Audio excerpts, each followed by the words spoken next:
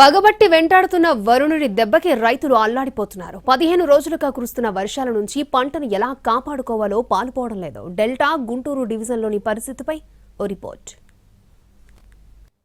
గుంటూరు జిల్లాలో వరి కోతలు చివరి దశకు వచ్చేశాయి. పొలాల్లో ధాన్యం నిల్వలు పెరుగుతున్నాయి.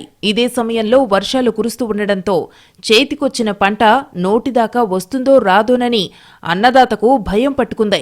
డెల్టా ప్రాంతంలోని లక్షల ఎకరాల్లో వేసిన వరి దాదాపు చేతికొచ్చేసింది.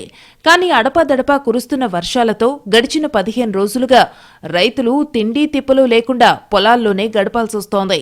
అల్పపీడనాలతో కురుస్తున్న వర్షాలు ముంచేస్తాయన్న భయం ఒకవైపు, తమ ధాన్యాన్ని ఎక్కడ నిల్వ చెయ్యాలా అన్న ఆందోళన మరోవైపు రైతులకు కంటి మీద కునుకు లేకుండా చేస్తోంది.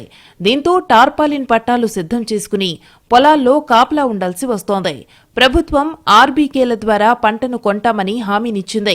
కానీ క్షేత్రస్థాయిలో అధికారుల తీరు వల్ల మేలు జరగటం లేదని రైతులు ఆరోపిస్తున్నారు. ఆర్బీకేల్లో ధాన్యం అమ్ముకునేందుకు రైతులు ముందుకొస్తున్నా అధికారులు పట్టించుకోవటం లేదని కర్షకులు ఆవేదన వ్యక్తం చేస్తున్నారు. మరోవైపు ఇదే అదనుగా ప్రైవేటు దళారులు రంగంలోకి దిగారు. మరో దారి లేదంటూ కుంగతీసి తక్కువ రేటుకు కొట్టే ప్లాన్ వేస్తున్నారు. మరోవైపు వరికి ఒక్కో ఎకరానికి 70 నుంచి 80 వేల రూపాయలు ఖర్చయిందని, తక్కువలో తక్కువ 2,000 ధర పలికితే గాని గిట్టుబాటు కాదని అంటున్నారు రైతులు. 19, 50 అట్లా కొన్నారు. ఈ సంవత్సరం లేదు. అంటే మొత్తం పంట దేశమంతా లేదులే.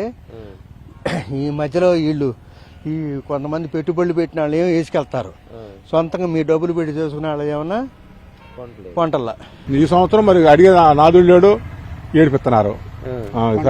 1200 కూడా కాజేస్తున్నారు. రైతుల దగ్గర ఇచ్చినట్టు కాజేస్తారు. 1200 కాడ నుంచి 1420, 1450 టాపు. మరి అయ్యా మరి ఈ రకంగా ప్రకృతి అమ్మడబడుతుంది. మరి మేము మనుషులు ఎంతమంది కాపాడగలుగుతాం? ఈ రకంగా కాపాడుతున్నామే. మరి ఎంతమంది కాపాడగలుగుతాం? ఇసురు కొట్టిన వరకు మొత్తం పోతాయి, ఏముండవు. మరి ఏం చేసి చెప్పు అల్లాడుతున్నాం. మరి మీకు ప్రభుత్వం ఆర్బీకేల ద్వారా కొంటామని చెప్తుంది కదా. చెప్తే కానీ ముందుకు రావట్లేదు వాళ్ళు. ఎవరు కొన్నారు కొంటే ఇవన్నీ మా 15 రోజులు 20 రోజులు చేతుకుంటున్నాయి. అయ్యో నా ఆధారి 20 రోజులు చేయడం ఉంటున్నాయి. ఎన్నాళ్ళని కాపులు కాసే ఎంత మటుకు మా శక్తి సరిపోద్ది. ఎంత ఆయిల్ పోయాల్సి వస్తుంది, ఎంత తిరగాల్సి వస్తుంది. రోజు 3 మూటలు రావాలి అక్కడికి వరకు ఉందా. తాజా పరిస్థితిని దృష్టిలో పెట్టుకుని ప్రభుత్వ కేంద్రాల్లో గిట్టుబాటు ధరకు కొనుగోళ్లు జరిగేలా చూడాలని కోరుతున్నాడు అన్నదాత.